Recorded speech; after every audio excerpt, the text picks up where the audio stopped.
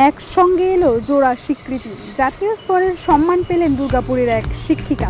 দুর্গাপুরের ইংরেজি মাধ্যম স্কুলের শিক্ষিকা পর্ণা দে। তিনি একসঙ্গে জোড়া সম্মান পেয়েছেন। রাষ্ট্রীয় প্রতিভা সম্মানের পক্ষ থেকে দুর্গাপুরের এই শিক্ষিকাকে সেরা ইংরেজি শিক্ষিকা হিসাবে মনোনীত করা হয়েছে। অন্যদিকে ইন্টারন্যাশনাল অ্যাচিভার অ্যাওয়ার্ডসের পক্ষ থেকে সেরা শিক্ষিকা হিসাবে মনোনীত করা হয়েছে দুর্গাপুরের বিধান স্কুলের শিক্ষিকা পর্ণা দেকে। জোড়া এই সম্মান পেয়ে ভীষণ খুশি তিনি। প্রসঙ্গত, পর্ণা দেবী 24 বছর ধরে শিক্ষকতার সঙ্গে যুক্ত রয়েছেন। উল্লেখ্য, দেশের সমস্ত ইংরেজি মাধ্যম আইএসসি বোর্ডের স্কুলগুলির শিক্ষক শিক্ষিকাদের নিয়ে একটি তালিকা তৈরি করা হয়। সেখানে 500 জনের বেশি শিক্ষক শিক্ষিকার নাম ছিল।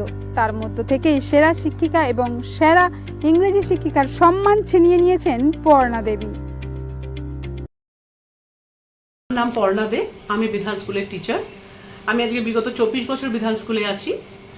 আমাকে একটা পুরস্কার দেওয়া হয়েছে বেস্ট টিচারের জন্য, আর আরেকটা পুরস্কার দেওয়া হয়েছে বেস্ট ইংলিশ টিচার। তো এটা কিভাবে হলো, সবটাই ঈশ্বরের দান। তো কোথা থেকে কিভাবে হলো আমি নিজেও আপনাদেরকে ডিটেলস বলতে পারবো না, কিন্তু একদিন হঠাৎ আমার কাছে ফোন আসে। কবে আসছিল? আমার ফোনটা এসেছে আজ থেকে 1 মাস আগে।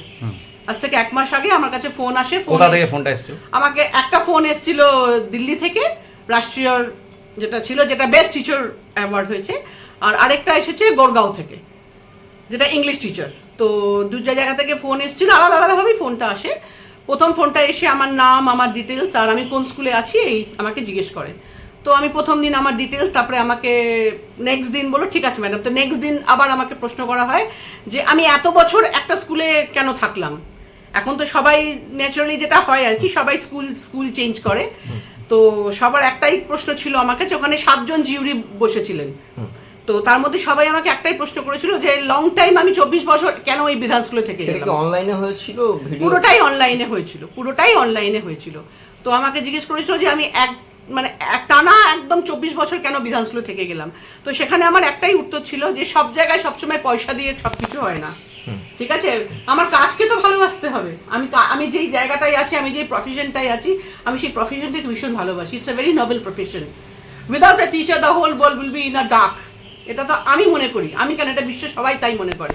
তো সেই জায়গায় দাঁড়িয়ে আমাকে আরো অনেক প্রশ্ন করা হয়েছিল, আমার সার্টিফিকেটস চাওয়া হয়েছিল, আমি সব ওগুলো পাঠিয়েছিলাম। আমার স্কুলের ডকুমেন্টস চাওয়া হয়েছিল, আমি যে বিধান স্কুলে আছি তার তো একটা আইডেন্টিফিকেশন আমাকে লাগবে দিতে।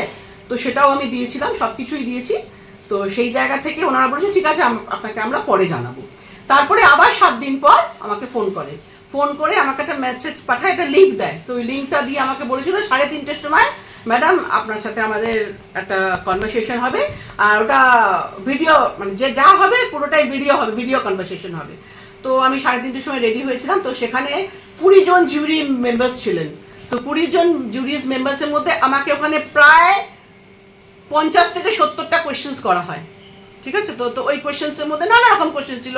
আমি কি পড়াই, আমার সাবজেক্ট নিয়ে জিজ্ঞেস করা হয়, আমাকে শেক্সপিয়ারকে নিয়ে কিছু বোঝাতে বলা হয়, একটা পোয়েমকে এক্সপ্লেন করতে বলা হয়, একটা প্রোজকে এক্সপ্লেন করতে বলা হয়, গ্রামারের অনেক কিছু আমাকে জিজ্ঞেস করা হয়। তারপরে আমার ম্যানেজমেন্টকে নিয়েও জিজ্ঞেস করা হয়েছিল যে আমি স্কুলে লং টাইম আছি। তো পুরোটাই ওটা ছিল 1.5 hours। তো ওটাতে পুরোটা হওয়ার পর ওনারা আমাকে, আর ওখানে যখন হয়েছিল আমরা ওখানে মোটামুটি 500 জন টিচার ছিলাম। 500 জন টিচার অনলাইনেই ছিলাম। কোথায় ছিল এই টিচারটা? দুর্গাপুরের টিচার ছিল, বর্ধমানের টিচার ছিল, আসানসোলের টিচার ছিল, কলকাতার টিচার ছিল, ধানবাদের টিচার ছিল, ইভেন দিল্লির টিচারও ছিল। সব অনেক অনেক টিচার ছিল। কতটা জায়গা নিয়ে এটা হয়েছে? এবার আমার আমি যেটুকু বুঝলাম, এটা হোল বেসিস অফ ইন্ডিয়ার বেসিসেই মনে হয়েছিল। আর পুরোটাই কিন্তু আইসিএসসি স্কুল বেসিস হয়েছিল। এখানে কিন্তু কোনো সিবিএসসি টিচার ছিলেন না, সবাই কিন্তু আইসিএসসি টিচারই ছিলেন। আর আইসিএসসি টিচার ছিলেন তারাই ছিলেন যাদের 10 বছরের উপরে হয়ে গেছে। 10 বছরের নিচে কিন্তু এই জুরিটা আসে না। আপনাকে কি দিয়েছে, কি আচ্ছা আমাকে কিভাবে জানালো? আচ্ছা আমাকে ওটা তো হওয়ার পর তারপর তো আমাকে জানায়নি যে আমি সিলেক্টেড হয়েছি। তারপরে 7 দিন পর আবার আমার একটা জুরি বসে। ওখানে ওই জুরিটায় 10 জন ছিলেন। তো 10 জনের মধ্যে আবার আমাকে অনেক প্রশ্ন করা হয়।